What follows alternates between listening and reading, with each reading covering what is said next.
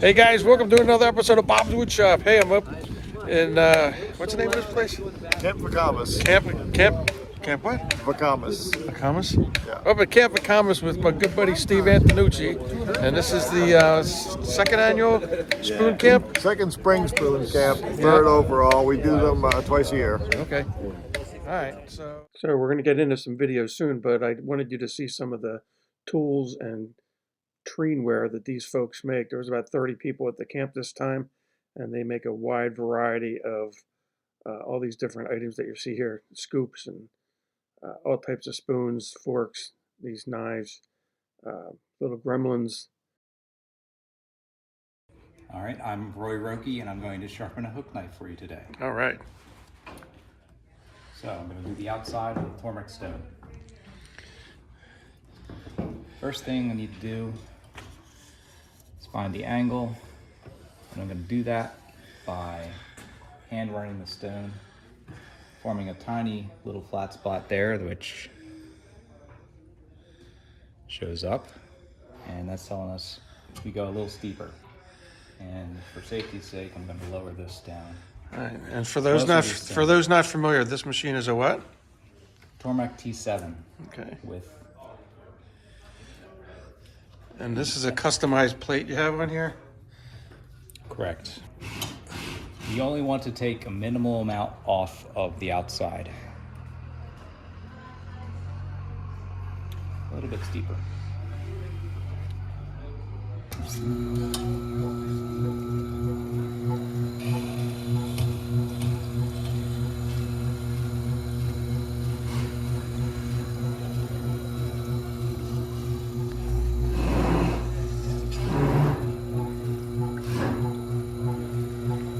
So are you going for a surgical sharp here?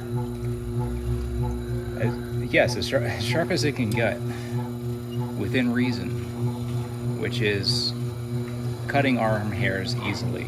Okay.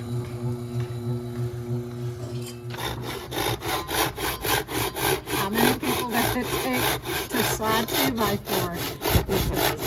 Video.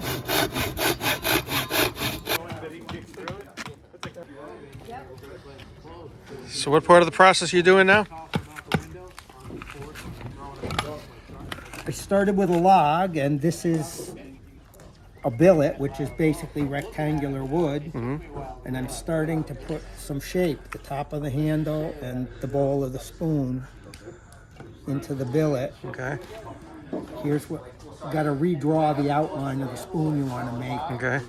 after you make these cuts. And I gotta move over here. This is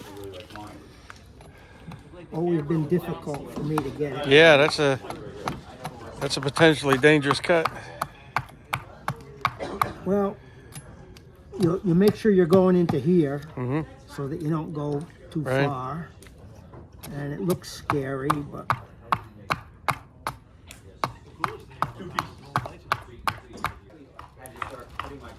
Hi, I'm Trevor Walsh. I'm here splitting up a little bit of drywood to make a wedge to rehang my axe. He's letting her do it, yeah.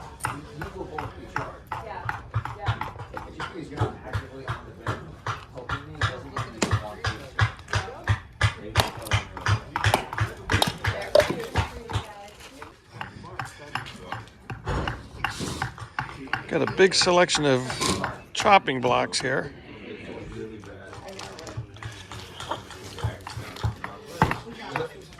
Eventually. So what are you doing here? I'm gonna make a little spatula. If I can keep it from chipping on me. Gotta thin out the back a little bit.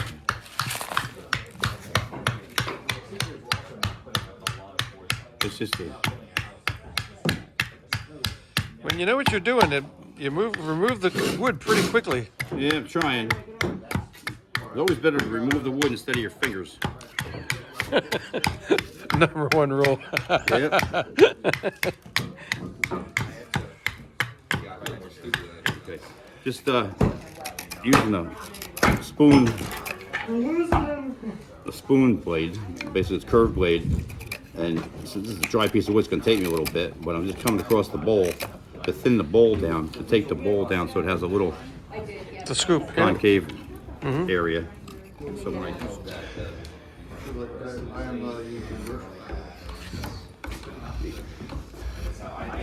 I'm just gonna get you close enough that you and Jason can go sit down with a knife and fit this, right? If that's what's happening? He just kind of gave me a loose instructions and set me loose, like I knew what I was doing. When my husband's great-grandfather passed this down to his grandfather and then to him, we figured out that it was made in 1891 in Boston. Pretty cool. And it's been in the family ever since? It's been in the family ever since. No kidding. Wow. It's like 4 or 5 generations? It was designed by a man who needed it to fit into a toolbox because he was a carpenter and he would go from house to house. Right. And he wanted to be able to sheath it and not have an open blade. He couldn't find one, so he designed it and patented Built it, one? and the rest is history. Cool. Let's see. Let's see it in use. Like I know what I'm doing, right? It's 75, 80% sharper than it was. You like that? My problem is getting it so where if you polish it with So this is a hook knife. It's a single-sided, super razor-sharp knife, and it's used to hollow out spoon bowls. Very, very efficient.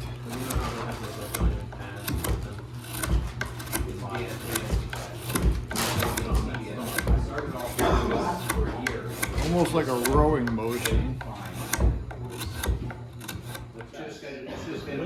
So we put Bob in the chair to see if we can't get him addicted.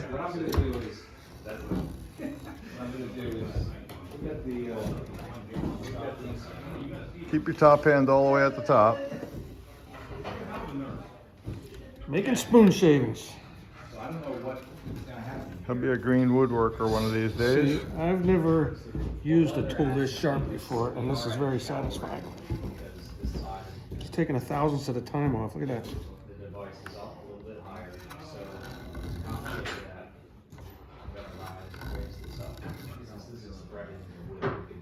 Just pointing out that we'll be here tomorrow, Bob, if you want to come back.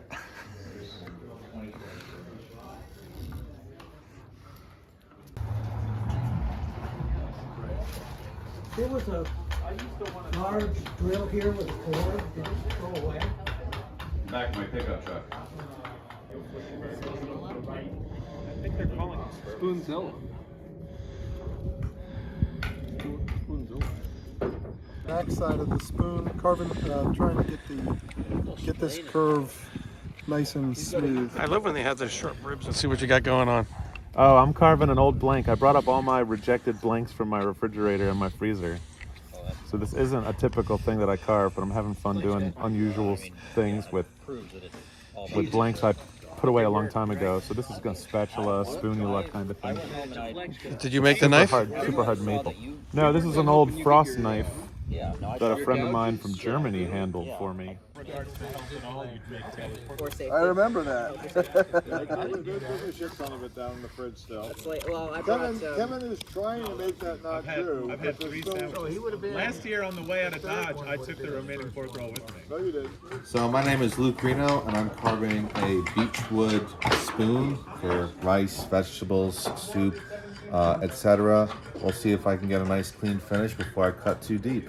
Okay, so it's 5:10 now. What time did you start making this? Started making this maybe 2 o'clock. Yeah. Been working between this and a couple other things, splitting up some blanks and Okay. the rest of it. So you're swapping back and forth between projects. You can't get bored of projects if you keep switching between them. All right. So what's next on this? Next up is beech spreader or spreaders from the same piece of wood this is from, so it's going to have the same white and brown pattern on it. Yeah, I like the piece of wood's very cool. It's a really nice Very good. species, but Yeah. stinky to work with. All right, cool. Thank you. Yeah, absolutely.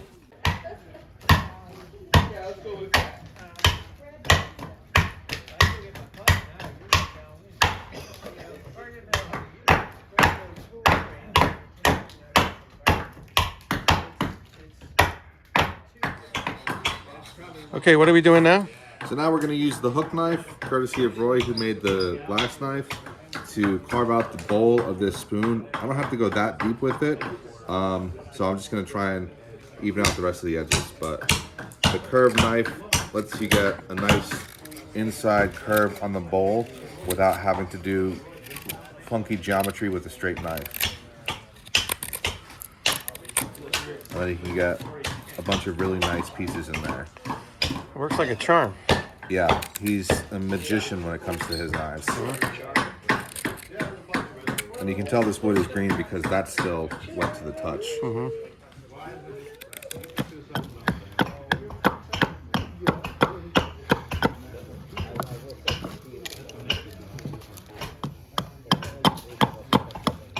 What's your plan? How long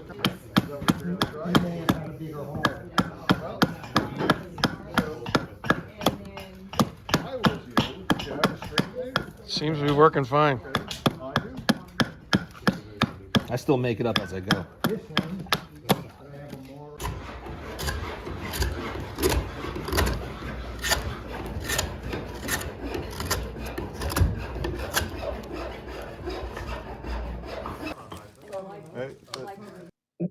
Well, if you're into unplugged woodworking, you got to check out Spoon Camp.